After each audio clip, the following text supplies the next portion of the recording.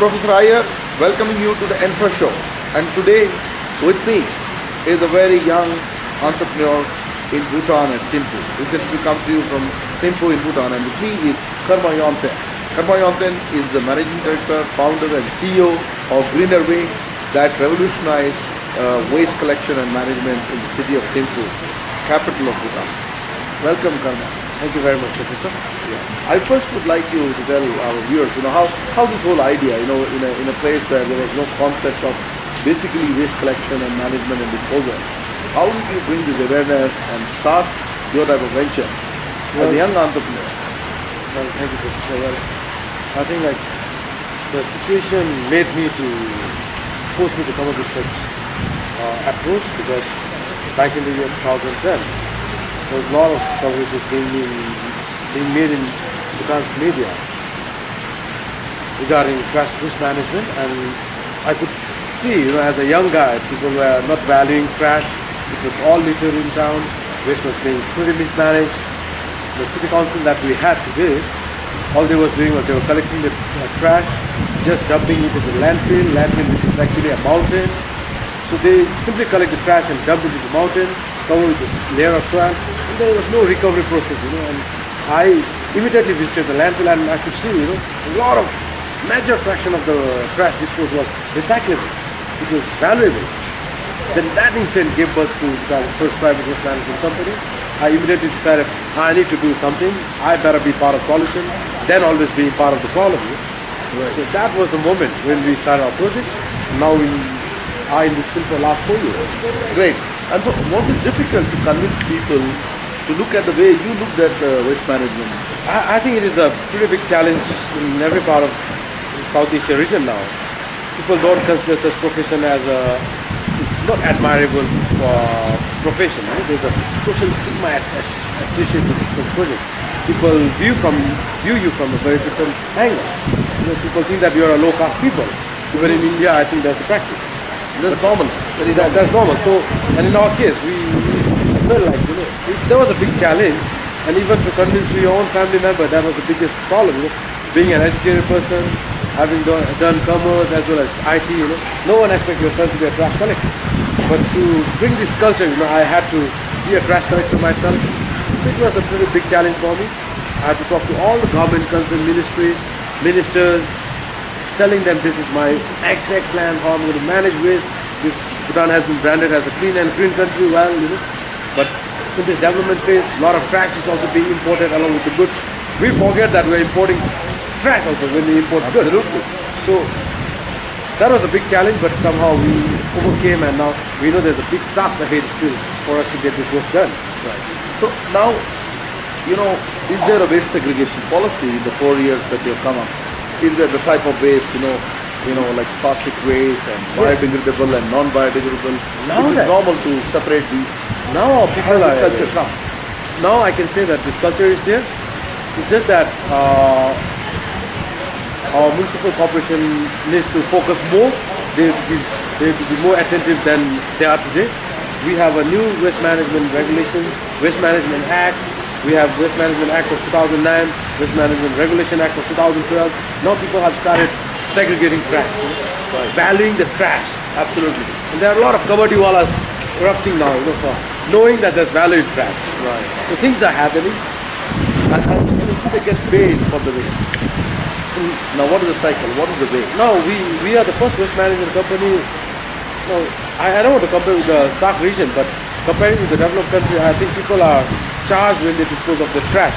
But in our case, we are sometimes sound like a kabaddi-walla, because we buy trash also now.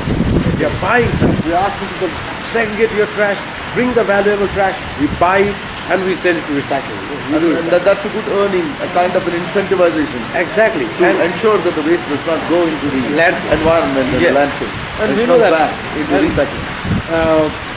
Incentive. Introducing financial incentive is the best thing that we can do. The people respond to financial incentive. Absolutely. So that was the reason we thought, we are going to buy trash now. So and very soon we will also operate Bhutan's first composting plant. Then we are going to value even the organic waste. Exactly. So now, when you are going towards this whole idea, your company, the size of it, do you see any impediment in your growth, or do you want certain things to happen? Like, for example, getting finance, or I would say increasing the operation capability and getting you bank loans and funds. Are these things easy for you as a very young entrepreneur? Because see, you were done it almost the first time in the country, and it must be a real challenge. Yes, regarding, now if I have to talk about entrepreneurs' life in Bhutan, it's quite difficult. I think it's difficult. That's the reason we rank in 141 in terms of ease of doing business. Okay. Because entrepreneurs are not easily accessible to finance. And more than anything today, you might have the splendid ideas, but ultimately finding finance matters a lot. Yeah. So it was a big problem for me, but now, having been in this industry and being able to operate in sustainable for the last 10 years, now banks are pretty aware of what we can do. Very soon we are going to go in a very big way. You see chance of looking at energy from waste, which is the new concept that's coming. Why you collect right now, you must be making some profit by virtue of converting the waste into some usable commodities. That is our ultimate goal. Which is the direction to take the energy out of the waste and supply it back to the system. Yes, but in Bhutan's case, electricity today is one of the cheapest resources that we have. But even if we can make electricity from the waste, that is what we are thinking as our long-term goal, and we definitely do that. You can always do a pilot plant. We start with, to just show an example of how this is a great resource. Probably that will change the mindset further, understanding waste as having certain kilocalories of energy. Yes, ma'am. We are thinking about it, and we are doing our part of work right now, and we'll make sure we table this with the government officials very soon. Because there's a potential. Because every waste is a potential. Waste is a resource. Exactly. Yeah. So your innovation will further go forward, and I think Bhutan will definitely support a young entrepreneur coming forward to do it.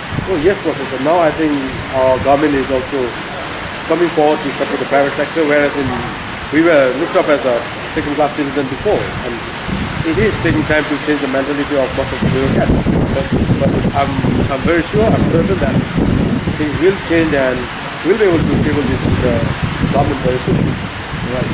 So, how many people you employ at this point of time? How much employment has been generated by the fledgling companies right now? Professor, that's the best thing or the achievement that we have made today.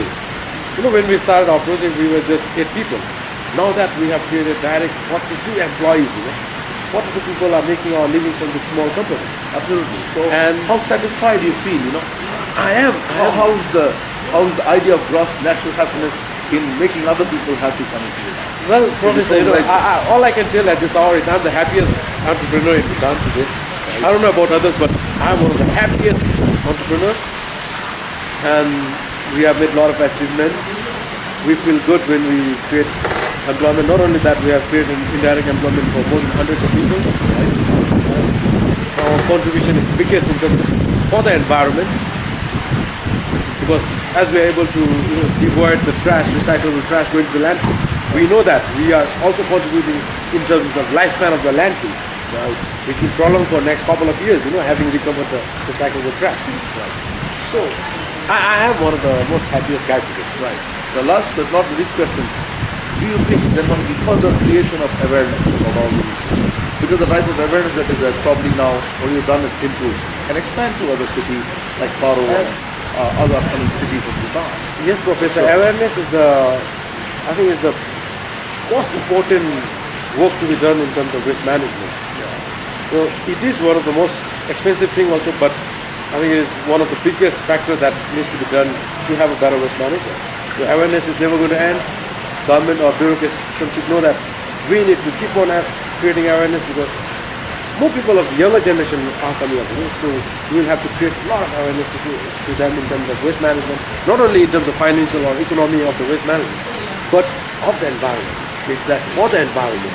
So is it that you feel the government must do a little bit more to work with entrepreneurs like you, to provide a certain budget? Certainly. To create awareness, because that may actually not only trigger off waste management, but actually trigger off betterment of the environment itself.